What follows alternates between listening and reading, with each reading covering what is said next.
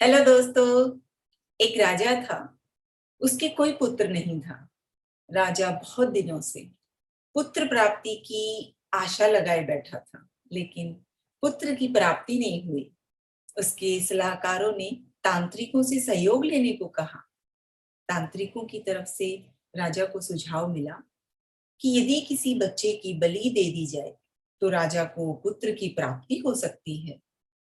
राजा ने राज्य में ढिंढोरा पिटवाया कि जो अपना बच्चा बलि चढ़ाने के लिए राजा को देगा, उसे राजा की तरफ से बहुत सारा धन दिया जाएगा। एक परिवार में कई बच्चे थे, गरीबी भी बहुत थी।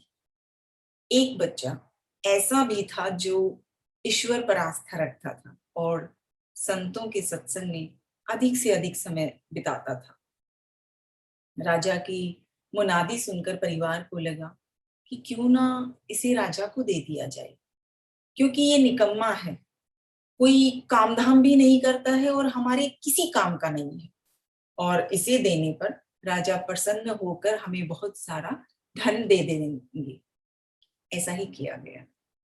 बच्चा राजा को दे दिया गया। राजा ने बच्चे के बदले उस परिवार को बहुत सारा धन दे दिया। राजा के तांत्रिकों द्वारा बच्चे की बलि देने की तैयारियां हो गई शुरू। राजा को बुला लिया गया। जब बच्चे की बलि देने का समय आया, बच्चे से पूछा गया कि तुम्हारी आखिरी इच्छा क्या है। ये बात राजा ने बच्चे से पूछी और तांत्रिकों ने भी पूछी। बच्चे ने कहा कि मेरे लिए रेत मंगा दीजिए। राजा ने कहा बच्चे की इच्छा पूरी की जाए, अतः रेत मंगवाया गया। बच्चे ने रेत से 4 ढेर बनाए।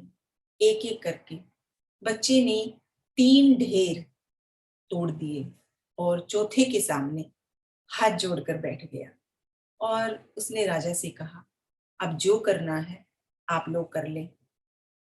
ये सब देखकर तांत्रिक डर गए और उन्होंने बच्चे से पूछा, पहले तुम ये बताओ कि ये तुमने क्या किया है। राजा ने भी यही सवाल बच्चे से पूछा। तो बच्चे ने कहा, पहली डेयरी मेरे माता पिता की थी, मेरी रक्षा करना उनका कर्तव्य था, परंतु उन्होंने अपने कर्तव्य का पालन न करके पैसे के लिए मुझे बेच दिया, इसलिए मैंने ये ढेरी तोड़ दी। दूसरी ढेरी मेरे सगे संबंधियों की थी, परंतु उन्होंने भी मेरे माता पिता को नहीं समझाया, अतः मैंने दूसरी ढेरी भी तोड़ दी। और तीसरी ढेरी, हे राजन, आपकी थी, क्योंकि राज्य की प्रजा की रक्षा करना राजा का ही धर्म होता है, परंतु जब राजा ही मेरी बलि देना चाह रहा है तो ये ढेरी भी मैंने तोड़ दी। और चौथी ढेरी, हे राजन, मेरे ईश्वर की है, अब सिर्फ और सिर्फ अपने ईश्वर पर ही भरोसा है मुझे, इसलिए ये एक ढेरी मैंने छोड़ दी है। बच्चे का उत्तर सुनकर राजा अंदर तक हिल गया। उसने सोचा कि पता नहीं बच्चे की बलि देने के पश्चात भी पुत्र की प्राप्ति होगी भी या नहीं, इसलिए क्यों ना इस बच्चे को ही अपना पुत्र बना लेता हूं। इतना समझदार और ईश्वर भक्त बच्चा है, इससे अच्छा बच्चा और कहाँ मिलेगा। काफी सोच विचार के बाद राजा ने उस बच्चे को अपना पुत्र बना लिया और राजकुमार घोषित कर दिया।